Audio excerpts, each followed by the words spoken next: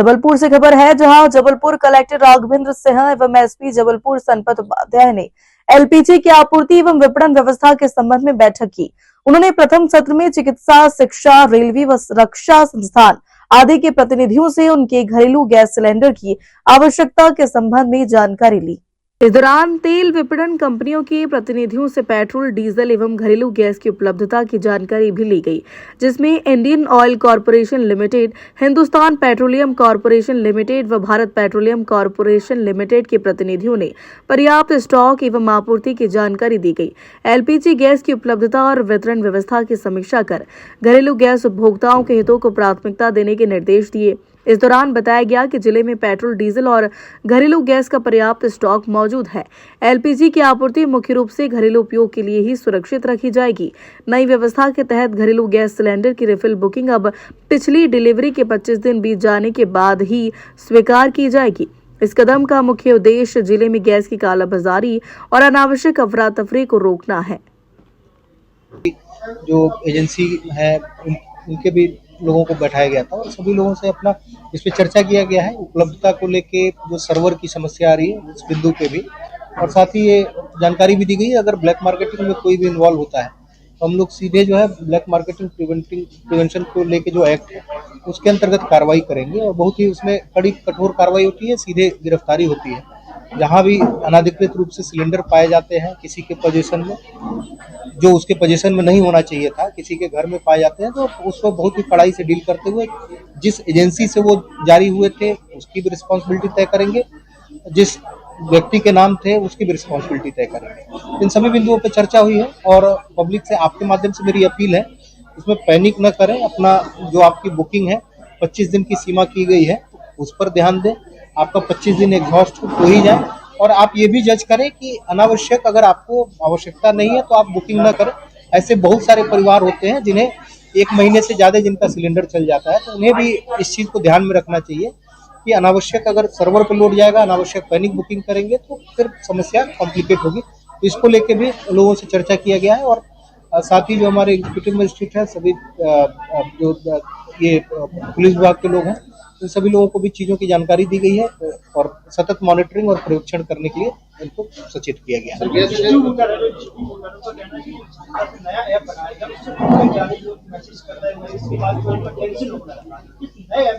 ये मैं वही कह रहा हूँ बार बार कि जो अपना सर्वर को लेकर जो इशू आया है, सर्वर बढ़ाने का काम चल रहा है इनके द्वारा। इनके सर्वर जो है गुड़गांव में है, जैसे IOCL का जो मैंने पता किया, और वो जब तक सर्वर नहीं बढ़ेगा तब तक उस पर लोड जो पड़ रहा है, जो आम दिनों में जो बुकिंग होती है उसके 7 से 8 गुना लोड आ रहा है सर्वर में, तो इस वजह से भी समस्याएं कंपाउंड हो रही है। तो इसीलिए मैं बार बार ये अपील कर रहा हूँ कि जिन्हें आवश्यकता हो वही उसकी बुकिंग करें, बार बार बुकिंग न करें।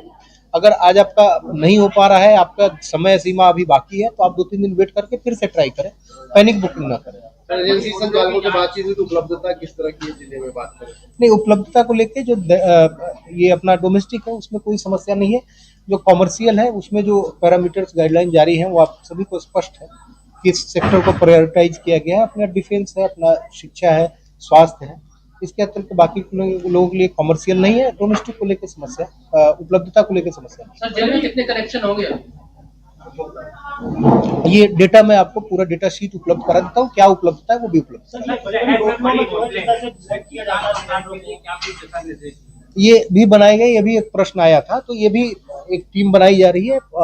इनके जो भी है इनका नियमित तौर पर सर्च करके चेक करने के लिए, सिर्फ जो भी कॉमर्शियल एस्टेब्लिशमेंट है जिनके पास नहीं होना चाहिए तो उनका चेक किया जाएगा। जिनके पास मिलेगा उनके खिलाफ क्या बिल्कुल कार्रवाई होगी, जो हमारे प्रोविजंस है उसके अंतर्गत। जिला प्रशासन की निगरानी में एलपीजी कनेक्शन वितरण की जाए, क्या किस तरीके से? इसमें बस ये था कि कोई असुविधा न हो और जो भी चीजें हो अपने कंट्रोल में रहें, और कहीं ये ना हो कि मतलब अनावश्यक भीड़ भाड़ हो गई।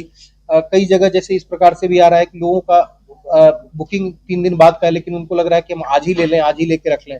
तो ये सारी चीजें भी क्राउड मैनेजमेंट के लिए भी रखा गया है। थोड़ी सी जो भीड़ है उस पर भी नियंत्रण है। उसके लिए आज हम लोग एक पहला जो केस मिला है 28 सिलेंडर का, और 7 भरे हुए 28 खाली, इस तरीके से कुल 35 सिलेंडर का, तो हम लोग उसमें ब्लैक मार्केटिंग एक्ट में प्रोसीड कर रहे हैं।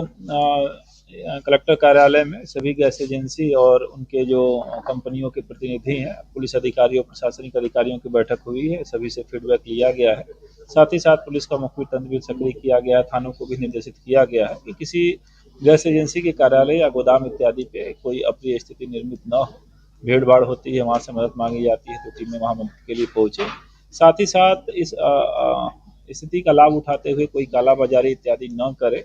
अगर करता है तो उसके विरुद्ध सख्त कार्रवाई की जाए, इस संबंध में निर्देश दिया गया है। इसके अलावा संयुक्त टीमें भी लगातार भ्रमण में रहेंगी, जो इस बात को चेक करेंगी कि कहीं जो निर्देश आए हैं शासन का उसका उल्लंघन न हो। सर, ये कालाबाजारी कैसे होती है? जब सिलेंडर मिलता है तो ये कालाबाजारी कैसे हो पाई? लोग इकट्ठे 50 सिलेंडर इकट्ठे कर पा रहे हैं। हर केस जांच का रहता है कि कोई व्यक्ति कहाँ से इकट्ठा किया है, अलग अलग लोगों से थोड़ा थोड़ा लिया है, या उसका अपना कहीं विशेष एजेंसी से जुड़ा हुआ है, या उसके घर परिवार में उसने 50 कनेक्शन करा रखे हैं। तो हर केस अलग है, हर केस की जांच की जाती है, तो जांच के अनुसार उसकी कार्रवाई जिसकी भी मिली भगत रहती है उसके विरुद्ध निश्चय ही कार्रवाई की जाएगी। एजेंसी और सभी के लिए एक मानक प्रक्रिया बनी हुई है, मानक प्रक्रिया के अधीन ही सभी को काम करना है। अगर कोई प्रक्रिया को उल्लंघन करता है तो कार्रवाई की जाएगी।